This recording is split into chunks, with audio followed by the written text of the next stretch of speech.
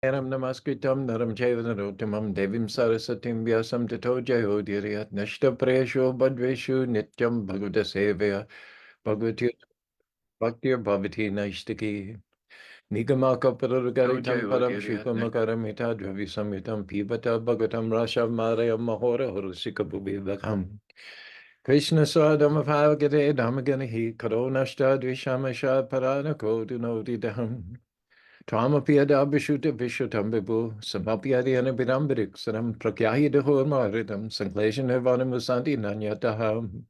Hey Krishna Karuna Sindhu Dinu Bandhu Jagatpate Gopesha Gopika Kanta Radha Kanta Namostute Jayatam Surito Pango Mamamandir Matir Gati Matsarvasha Parambo Jaradana Madana Mohano Sriman Rasa Rasarambi Vamsibada Karshan Vena Shidurbago Gopinata Sri Siddham Divyadvrindaranya Kapadrumbada Srimad Madhagara Shima Shanishto Shri Sri Radha Shila Govindaro Prasadavihi Sevamanush Marami Namo Brahmanya Devaya Go Brahmanya Taya Cha Jagatitaya Krishnaya Govindaya Namo Namaham Mangalang Bhagavan Vishnu Mangalam Gurudhajaja Mangalam Padari Kaksho Mangalaya Tanohari Om Narayana Vidmahi Vasudevaya Dhimahi Tano Vishnu Prachodhyate Om Mahadevi Cha Vidmahi Vishnu Padni Cha Dhimahi Tano Lakshmi Prachodhyate Mahalakshmi Namastubhyam Sare Sare Hare Pire Namastubhyam Dyanire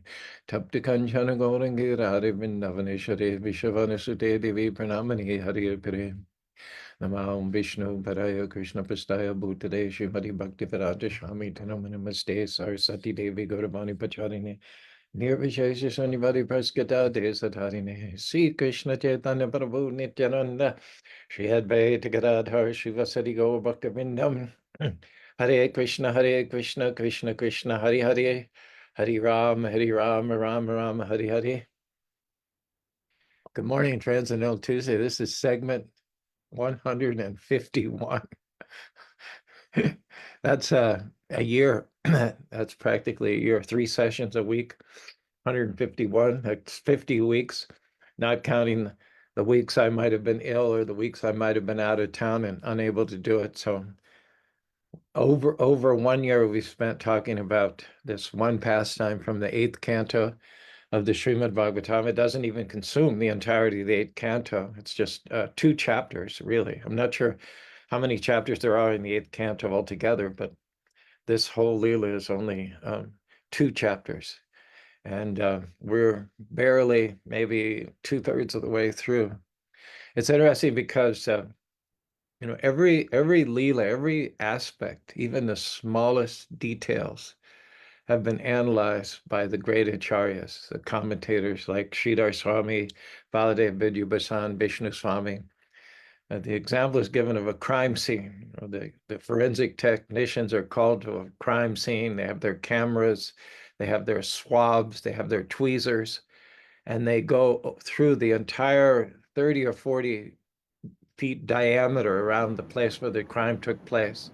They take every twig, every cigarette butt, every candy wrapper, every footprint, every broken twig, every snap flower. They analyze it as much as they can on site. They discuss it amongst themselves. They take it back to the lab. They put it under the microscope. They enlarge it. They run further tests on it. And from that crime scene, which looks to you just like if you were asked to describe that crime scene as a layman, you wouldn't have 25 words. It's like it's you know it's there's a few shrubby trees and there's a bent over flower and there's some little tufts of grass, but mostly it's dirt and gravel and some debris, and that would be all you could say.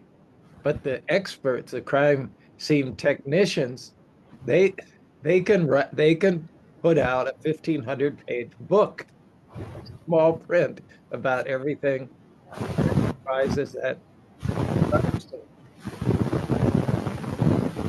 Not sure what that sound is there. Sort of a rumbling sound. That's weird. Where that's coming from. I've never experienced that before. What in the world? Can you hear that, Kelly? I don't hear anything. Oh, you don't hear anything? Okay. Well, I'll push on despite the distracting rumbling sound on my end here. So just think of this one incident we're celebrating every day during the month of Kartik. This is also called the month of Damodar. World is that it makes it very hard to concentrate. Uh, Everybody, are you on mute? Maybe you go ahead and put mute there. Okay, yeah, it's gone. It's gone. Can you all hear me? Raise your hand if you can hear me. Okay, all right. Yeah, the sound is gone. It's gone. So good. Let's continue. So every evening we sing the Damodar Ashtakam prayers and we offer a little lamp to Krishna as Damodar. Damodar means one who is bound with a rope by his mother Yashoda, and you all know the story. Krishna was misbehaving, and in order to do her service for Krishna, she's cooking some nice sweet rice with the intention of offering to Krishna. But Krishna's demands in the moment, in the now, are keeping her from attending to the milk, which is boiling on the stove. And at that point that the milk overflows and messes up the whole stove, then she has to make a choice. She has to put aside Krishna, much as she's loath to do so, and she has to go and tend to the milk because everybody knows what a huge mess that spilled milk makes on a stove. So as she's doing this, Krishna takes his revenge, gets back on her by getting up to even more mischief. He crawls up and steals the yogurt, feeds it to the monkey, and makes a terrible mess. So Mother Yashoda tries to restrain him for a moment while she can cook something nice for him. And she brings this rope. She wants to tie him to a mortar, big, heavy wooden mortar, but the rope's 2 inches too short. Or let's say, actually, the actual description is not 2 inches. They didn't have that unit of measurement in those days. The unit of measurement was 1 finger or 2 fingers. So when she brought what she thought was a sufficient length of rope, she couldn't make the ends meet. So then she added to that rope. She got another length of rope and put a sheep band. Strangely enough, the two ropes wouldn't meet. They were still short by 2 finger breadths. She did this several times, and each time, uh, inexplicably, the two ropes are 2 finger breadths apart. Now, the great saints and sages, they've further analyzed this situation. Now, the issue here is not just the breadth of the fingers. The great saints and sages have minutely analyzed this, and they've talked about the difference in length between those two fingers. There's a long finger, the middle finger, and then there's the index finger. One is shorter and one is longer. They have used this as an example in our sadhana in order to achieve success in Krishna consciousness, that Krishna may show up and show out in your life, manifest his presence evidently and visibly and palpably in your heart. You have to do what you can do. Diligent, conscientious, and consistent in chanting japa, Hare Krishna, Krishna Krishna, Hare Hare, Hare Rama, Rama Rama, Hare Hare, in offering your foodstuffs and consuming only prasadam, not cooked by non-devotees. And in the arati ceremony, we talked extensively yesterday about how hearing the bell, hearing the arati songs, smelling the flower that's been offered to the Lord, getting your head sprinkled with the water, touching your hand over the flame and putting it to your forehead. All these different pleasing, delightful elements of the arti result in increasing one's attachment to Krishna. Having said that, even if you attend arti 6 times a day, even if you don't eat anything but prasadam, even if you chant 16 rounds a day for 50 years, that's only the small finger, only the small finger. You see where we're going with this? That's your sadhana. That's what you can do. What is the taller finger? More important element, without which you'll never get success, even if you chant japa, even if you take prasadam, even if you attend all the artis. The larger finger is called kripa. Kripa means Krishna's mercy. One doesn't do all of the other practices without the end result of purifying the heart, without motive, without an agenda, without pretenses, without roles to play. Krishna, you're my master. I'm your servant. I'm here to obey. Master and servant, that's our bond forever and a day. In the Prahlad Lila, in the Shringadev, it said, the Shringadev offered Prahlad blessings galore, but Prahlad said, I want no more worldly pleasures, no earthly gain, just a servant's heart beyond this world of pain. It's all Prahlad wanted. Shringa asked him to request anything that's possible in any quantity, in any part of the material or spiritual creations of the Lord. Prahlad rejected it. He said, the only thing I want is to be your servant eternally. And this is the aroma. This is the inner purity of the heart. This is devotional service without any motives. As the Ganges, Kunti prayer, as the Ganges flows, rushes from the high Himalayas to the sea, let my devotion flow eternally to your lotus feet. No interruption, no motives, no self-gain. Simply because I am Nitya Siddha Krishna Prema Sadhukaranai. My constitutional position is that I am a part of Krishna. Krishna is the whole, and I am an amsha. I am a part. So all I have got to do as the part is to serve the whole and not have any interruption in that service, not to have any personal agenda.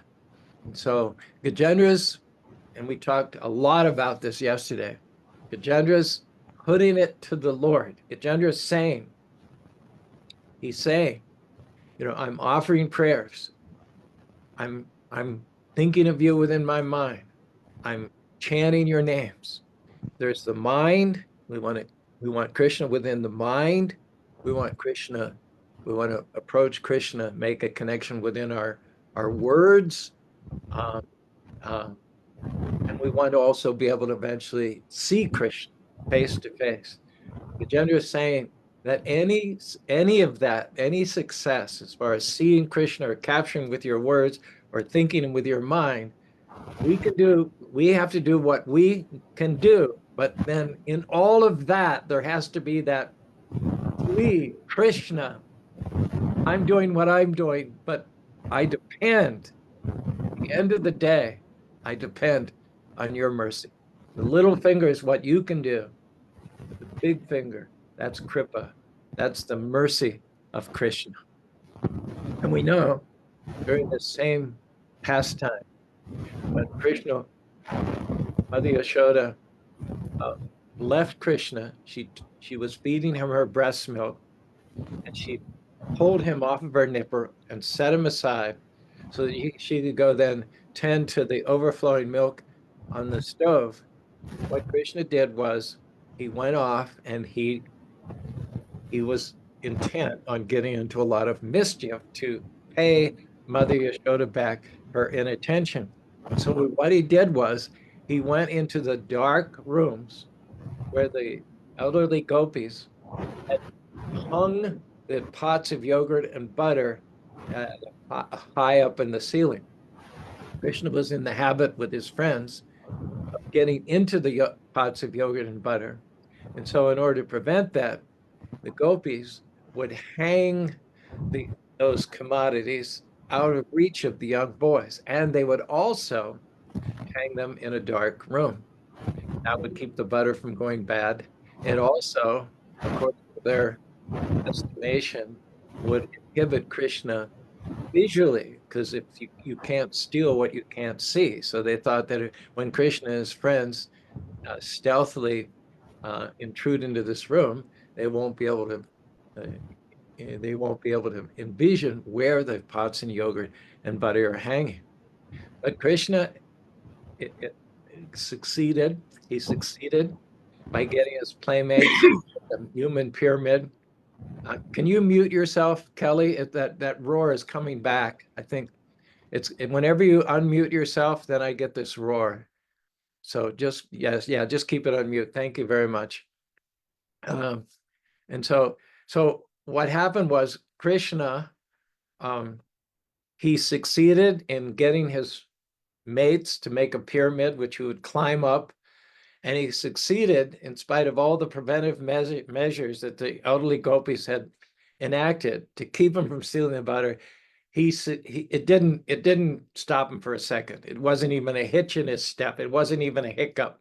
Krishna's, you can't stop Krishna from accomplishing what he wants to accomplish. And so, with in a snap of a finger, Krishna had gotten up there. He'd broken the pots. There was butter. There was yogurt everywhere, and big mess.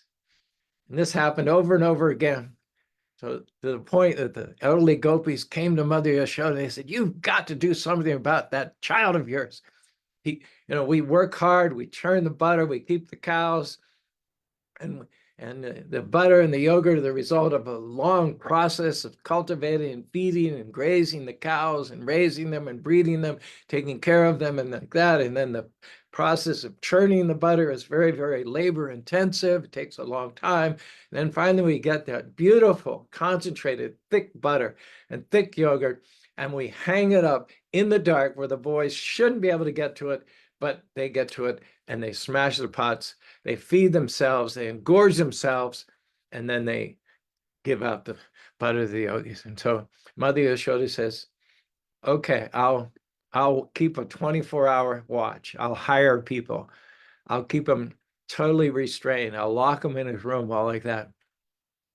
And then the gopis say, "No, no, no, no. No, no, don't do that. Krishna's got to have his freedom. You can't do that to a young child.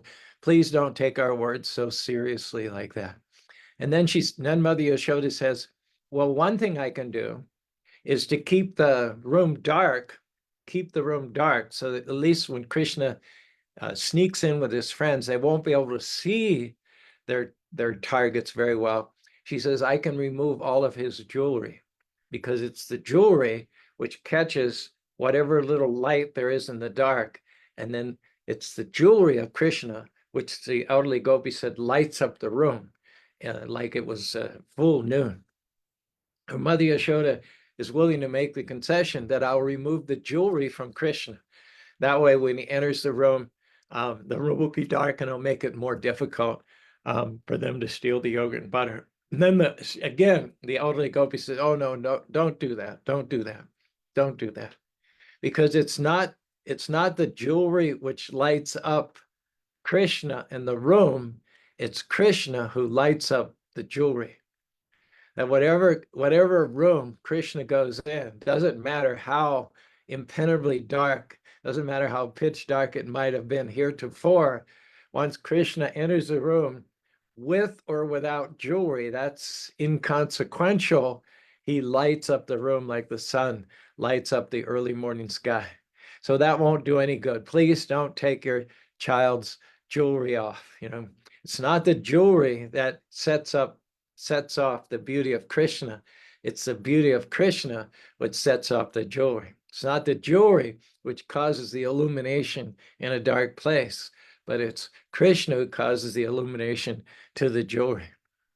So this has to do with Krishna in the example of being light. Krishna compared to the sunshine, and the living entities such as you and I, we are compared to the particles of light.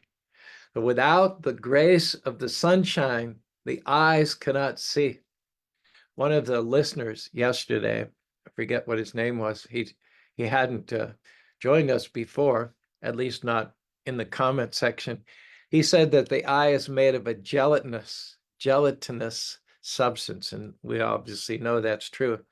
But he explained, scientifically speaking, that gelatinous substance is created by a chemical process that it depends upon the action of the sun.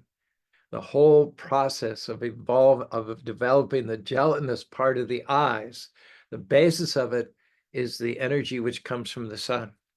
Therefore, there's a clear connection. The sun has entered into our eyes.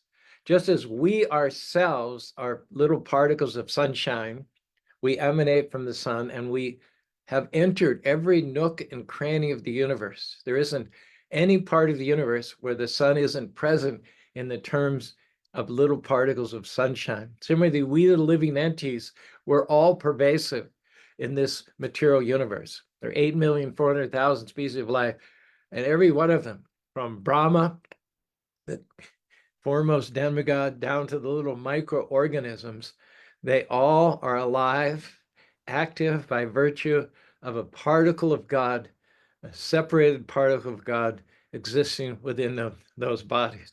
Similarly, wherever there are eyes of beetles, eyes of llamas, eyes of birds, eyes of crocodiles, eyes of demigods, eyes of human beings, that is also that indicates also that the presence of the sun is within the eyes.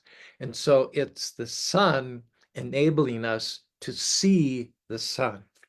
Similarly, if we're going to be successful in devotional service, that success does not just depend upon our efforts. We do have to apply ourselves, but in all of that, there must be the heart crying out for Krishna's mercy.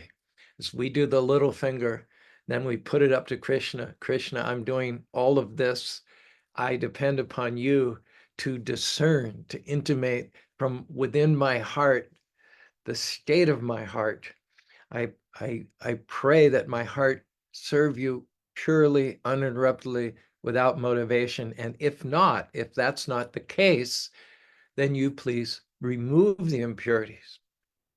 The two main examples, there are many, but the two that are first and foremost in the Bhagavatam of devotees who originally approached the Lord with a motive, with a material motive, but in the process of worshiping the Lord and doing everything, lining up A, B, C, D, and E, they became purified, and they eventually outgrew the original motive which prompted them to approach the Lord, and they became pure devotees. So in both cases, the Lord worked within their hearts to purify them. Of course, Gajendra is the example that we've been talking about for the last 151 sessions over 1 year. He originally cried out to the Lord because he didn't want to die. He was attached to his powerful elephant's body. He was among elephants. He was the king. He had defeated all the other male elephants, and he was sovereign, and he had thus fathered children and grandchildren from his wives. Not only that, but due to his devotional service in a previous life as king in Vidumna, he had taken this birth as an elephant, not in Africa, not in India, not on Earth, but in the heavenly planets. He was living in the suburb where Varuna, the treasure of the demigods, Kuvera, the treasure of the demigods, Varuna, Indra, Chandra, Vayu, he was on a first name basis with all the demigods. And so this was all very heady, very intoxicating. And when the crocodile latched onto his leg, and he gradually dawned on him that he was being pulled further into the depths of the lake and likely to lose the fight and lose his life, he then called out to Krishna. Once he realized he could no longer rely on his own strength to save him, then he reverted to Krishna's strength. But it's very clear that he was an illusion at the inception of this pastime. He took the bite of the crocodile not so seriously.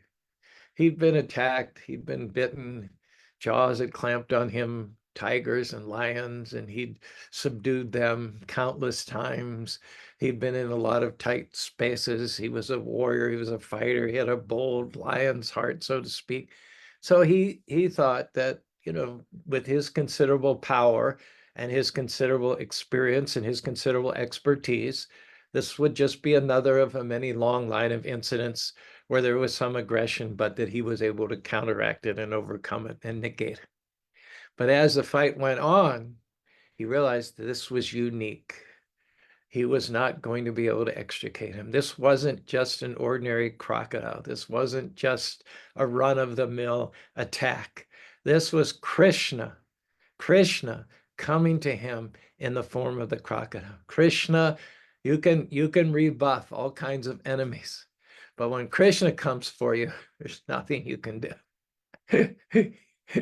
It says, if Krishna be for me, who dare be against me?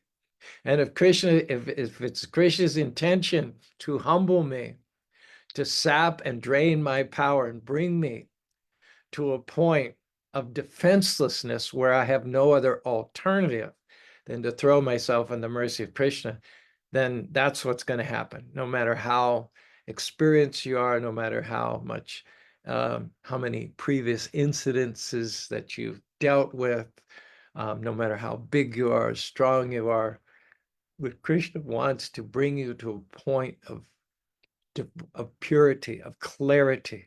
Krishna wants to get you into that position where you rely upon him, which you should have been doing. Gajendra should have been doing when the crocodile first lashed. He should have said right away, Krishna. He should have recognized, not just after a prolonged fight, after his energy's been sapped, after he's been dragged into the deep water, after he's felt dizziness and vertigo and fright and self-confidence. No, he should not have appealed to Krishna only after having exhausted all of these other efforts. If he was in pure consciousness, he would have appealed to Krishna right away. Right away. He wouldn't have thought, oh, I can deal with this on my own. In fact, those who are pure devotees realize samshrita ye pada palavaram mahat param punyaya shomari bhavan bhavatsa param param yadviparam devaram. Pure clarity, crystal clear vision, every step is full of danger. We don't have to wait till the crocodile seizes us. We don't have to wait till we see the car veering across the center lane coming right for us.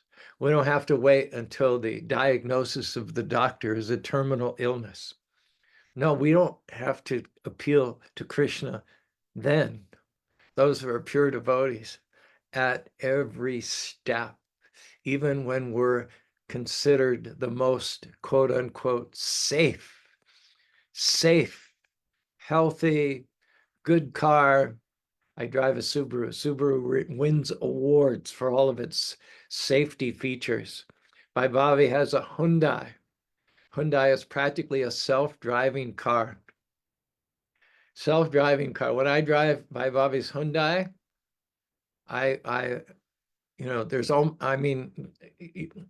it's almost hard to get into an accident.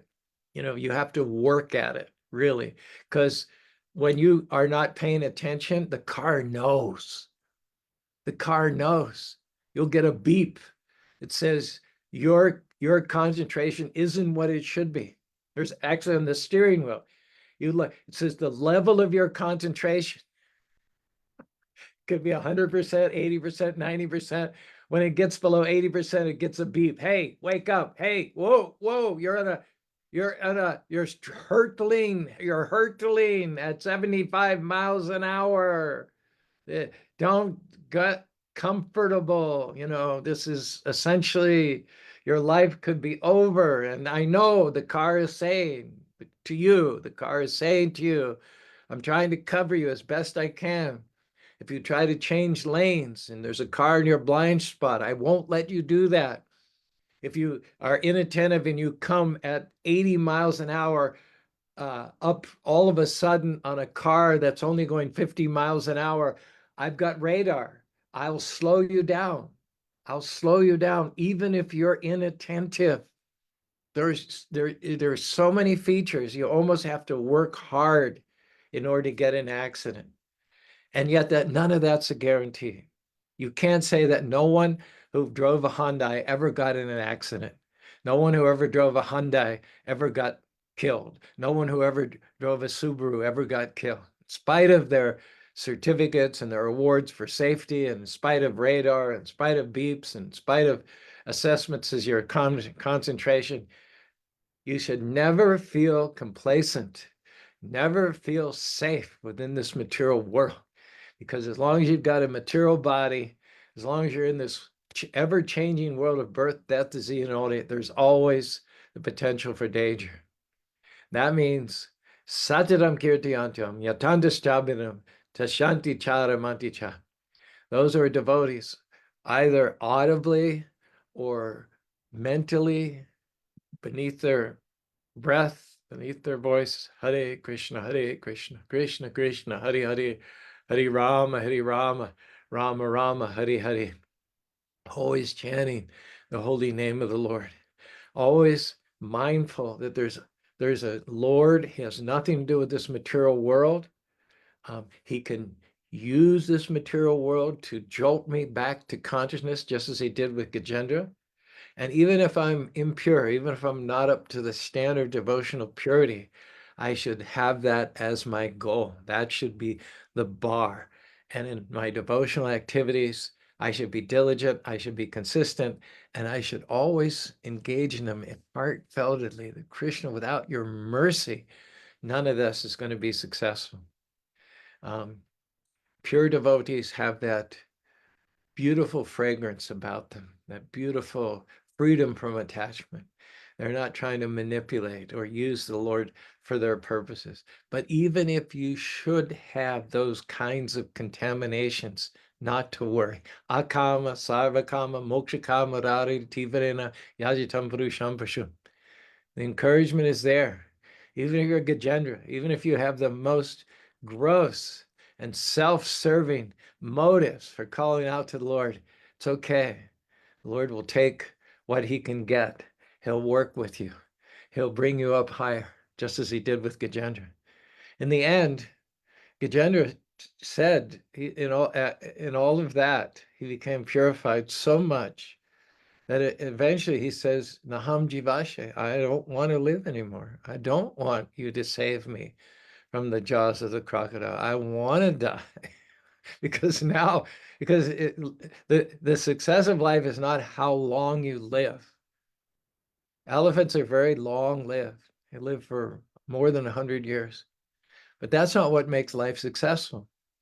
Nowadays, scientists and doctors are very proud of how the lifespan of the average woman in America, the average man in America. I think for men now, the average lifespan is 85, up from the average lifespan of women is 85, up from 77 20 or 30 years ago. And the average lifespan of men is like 82, up from 72. But how long how long you live, how long you breathe. In the Bhagavatam, it says the bellows is also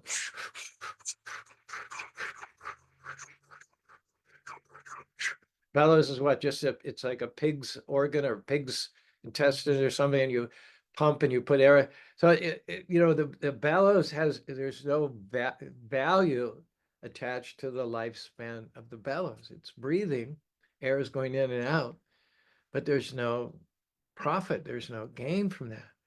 So if you can make your lungs breathe, process air, you can make your heart beat for 82 years instead of 72 years, or 85 years instead of 77 years. That's no measure of success at all. The measure of success is the value of your life. Bhagavatam says, Kim pramatasha bulhu prakshayarvera baram mahortam iritam gatate shreyaseyara. Shreyase means to throw yourself purely and heartfeltedly at the mercy at every moment of the lotus feet of Krishna. That's the ultimate goal of life, beyond eating, sleeping, mating, defending, maintaining your family, supporting the status quo politically, economically, and so on and so forth. Better a single moment, one who has that moment of lucidity, that moment of clarity, one who can call out to Krishna in sincere devotion, even for a moment, that person's life is more valuable than another person who lives for 100 years. So Gajendra comes to that point by the grace of the Lord. He comes to that point where he's no longer praying for the Lord to fulfill his desires. He's rather praying that the Lord use Gajendra, Lord, use me for your purposes. Not, Lord, I want to use you for my purposes, but Lord, use me for your purposes. And if it should be your desire for me to continue on in the body of the element, I will do that as a burden, as a service, as a sacrifice, but I no longer crave that. I no longer desire that. I only desire what you desire. Sometimes when you go through a experience like Gajendra went through, a life-threatening situation uh, in which all kinds of instructional lessons are spun out, emanate from that, the Lord may desire to save you, in fact, to fulfill your original request, bring you back onto the land amongst your wives, amongst your kids, but you are no longer the same person. As it says, Krishna knows how to make your tests into your testimony. There are many examples where devotees who were not pure in heart had a challenging, life-threatening situation, and Krishna answered their prayers to save their physical bodies, to save their position, to save their family situation, not because those things are ends in and of themselves, but because Krishna wants to show his power. He wants to show that he's the savior for those who call upon him. And even while it's not in our ultimate best interest to drag along being attached to kith and kin, Krishna often restores the devotee back into the company of his family and his friends and his illusion. But that devotee is no longer the same person. That devotee continues as a spouse, as a father, with an attitude of detachment. And in that mood, they become a testimony. Their test becomes a testimony. Just briefly, we know the story that Hare was a young saint of Muslim birth, and he was chanted Hare Krishna 300,000 times a day. The envious Muslim magistrate hired a prostitute to seduce Hare to sully his sterling reputation as a celibate. She was unsuccessful. After 3 nights of trying to seduce him, he ended up initiating her, and he left that place, and she remained chanting many hundreds of thousands of names of Krishna. So when the news of this prostitute who'd been purified of all her lusty desires and who was now chanting Hare Krishna with a pure heart by the grace of Haridastakor and the Lord spread, thousands and thousands of people came to see her, to do service, to offer, and they became devotees. They became devotees. So oftentimes Krishna will put you right back.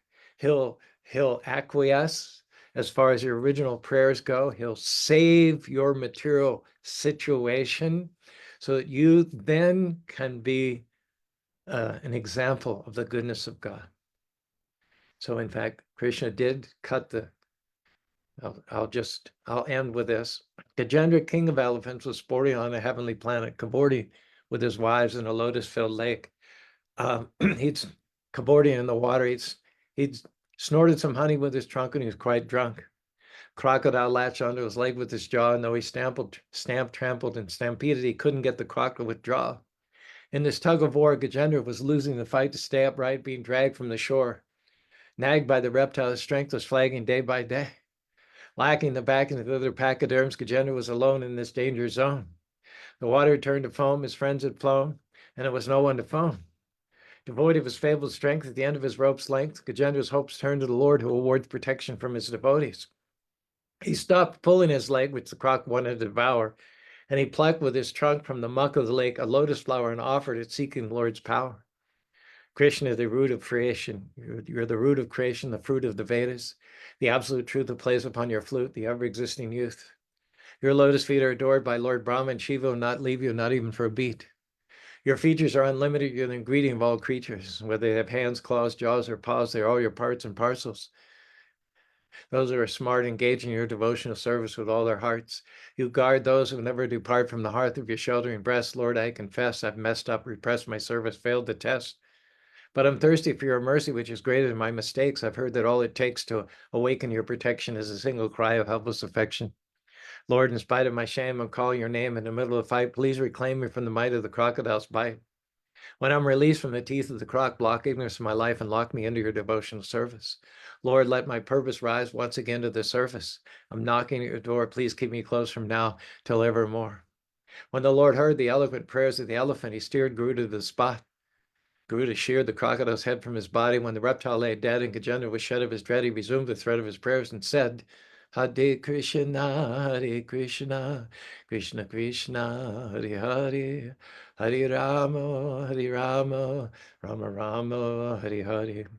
Gajendra, elephant king in dangerous grip, his mind stripped of arrogance, his history unzipped. Recalled mantras from a previous life, cut away his attachment like a knife. Formerly king in Nadumna, now in elephant form, yet his prayers echoed, weathering the storm. Mantras resurfacing from the past, transcendental sound, awakening memories profound. Even a devotee falls from the path, Krishna heart keeps track. At the right time, it takes up the slack, he'll carry what you lack, he will get you back home, back to Godhead. Krishna is the origin, the result, the witness supreme, transcendental to this dream, unseen behind the material screen, the life in the machine.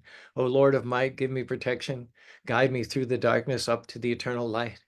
Even if a devotee falls from the path, Krishna heart keeps track. The right time will take up the slack, he'll carry what lack, he will get us back home, back to Godhead.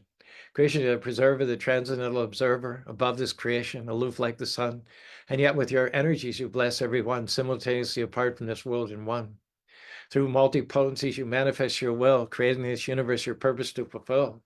And when it's time to end, you absorb it all back like a spider retracts its web into its sack.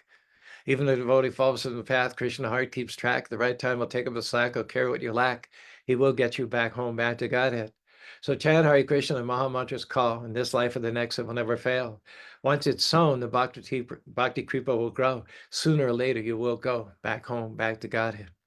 Even if a devotee falls in the path, Krishna heart keeps track. The right time, he'll take up the slack. He'll carry what you lack. He will get you back home, back to Godhead. So thanks for the opportunity to review some of my rap songs there. Good note to end, conclude our Transcendental Tuesdays discussion. And we have trust me, we have a lot more nectar. We barely scratched the surface yesterday and today. So I'm already looking forward to getting back with you tomorrow for Wisdom Wednesday. We'll go to our comments here on Facebook, and then we'll swing past you, Kelly, and ask you to unmute yourself, not just yet though, and give any comments that you might have by way of wrapping up our session here. So thanks, Lila was jumped on right away, right in the beginning of our transmission, followed by Pragya. I think Pragya has a birthday just around now. So happy birthday, Pragya. Shali, it's so nice to see you and your daughters on Sunday. It's a long drive up from Ephraim, so we always appreciate it when you make that effort. Yeah, Leah talks about the need to mute on Zoom. Otherwise, for some reason, it's creating a roar. Vallabha Chandra is there. I think probably it's later on. Perhaps he's got some verses for us. Vaibhavi reminds us all that one of the little finger things that we can do is ekadasi, fast some grains and beans twice a month. So one of the little finger things that we can do to make us eligible for the big finger of Krishna's kripa, Krishna's mercy, is to fast from grains and beans on this particular day. Krishna Das Taravachand, thank you very much for joining us. Noshil Mehta comments by saying daily japa helps one stay focused on Krishna.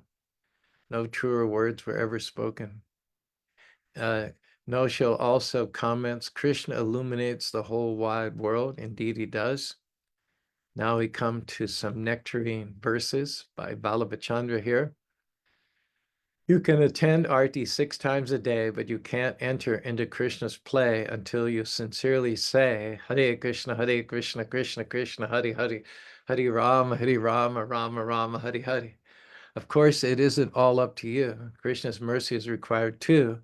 You can never, by austerity, works, or knowledge, earn the promotion. It comes after unmotivated and uninterrupted devotion.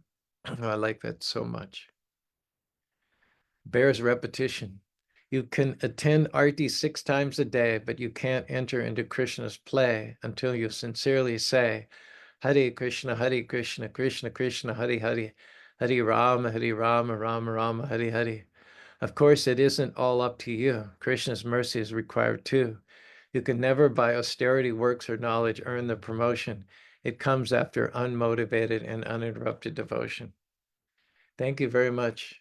I should comment that Brent or Vallabha Chandra has been with every one of our transmissions. We started before COVID, which was what, 4 years ago, and he's been there every time, hearing very seriously.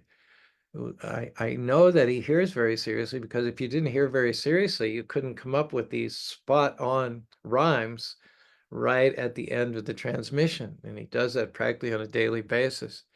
So it truly is Shravanam, Kirtanam, Shmaranam. You hear nicely. And if you want to improve your hearing, take notes. If you want to improve your hearing, turn the information in your mind, and then maybe give it back, regurgitate it in your own way, according to your own realizations and your own poetic and literary skills. And we see that happening. We see that full circle, that ACDC, input, output, input, output, in Vallabha Chandra. The result of which is that, last Sunday he gave a talk at the Spanish Fork Temple, and it's one of the most crystal clear. It was so easy to understand. Anybody coming for the first time, what does mean coming for the first time? Anybody, even with a low level of intelligence. It was so clear, so crystal clear. And if you haven't heard it, it's on our Facebook page. Just scroll back a couple of sections and listen to his talk on Sunday. It's just called Go Home. Everyone arrived, everyone got settled, everyone got comfort, and he comes and he says, my topic is go home, which is kind of a attention-getting way of greeting people. He say, you're here, now go home. But he explained, he meant go back. Don't leave the temple, but use the temple as a springboard, a launching pad to go back home, back to God. But I listened to the talk, and it was absolutely fascinating. It was absolutely riveting. And he has potency. He has and that potency has come about exactly in the way that our scriptures and our spiritual preceptors predict. That by hearing seriously and thoughtfully and digesting it and then repeating it, the result is that you enhance your potency, you enhance your devotion, you make progress in devotional service. And I'm so gratified to see that someone that I've, it's come and taken shelter here in Spanish Fork. I'm so glad to see the fruits of devotion manifest in that person. And you're not here, I'm not talking to your face, so I don't have to see you blush. Neither does anybody else. Just we're we're citing you as an example, not to point you out or embarrass you, but to use you as an example that we can all follow in our footsteps and use those techniques and those techniques by which we could all make rapid spiritual advancement. Bobby has a couple of points of information for us. Average age, I assume she say, for vegetarians is 10 years higher for women, 6 years higher for men, according to study at Loma Linda University. I don't know if that adds on to the 85 for women or 82 for men, or if that's it. And be interested to find out more information. I can share that with you tomorrow. Let's all wish Lilavati happy birthday today. Happy birthday to you. Happy birthday to you. Happy birthday, dear Lilavati. Happy birthday to you. Now, just before we sign off, we invite Kelly to unmute himself. And if you have anything you'd like to share with us, we're all ears here. Just Hare Krishna. Thank you, Swamiji. I I try to listen. I try to learn. I'm an old man. I'm slow. Thank you, Swamiji. Hari Hari Bo. Hare Krishna. Kelly lives up in Idaho, and he's already been practicing Krishna consciousness. We'll have to hear your story later on, but when he reached out and made himself known to me, maybe 6, 8 months ago, I asked him what can we do, and he already had Back to Godhead. He already had literature. He's already chanting. That's a story I think you've told me, but maybe in the future you can share it for all the others on this forum as well. So thanks, Kelly. Thank you, Bhai Bobby. Thank you, Lilavati. Happy birthday. Gita Shah also was here. Thank you, Vallabha Chandra, for being here and for all the progress that you very gratifyingly made over the last few years. Noshil Mehta, thanks for joining us, as well as Krishnadas Tarachand, Shali, and Pragya.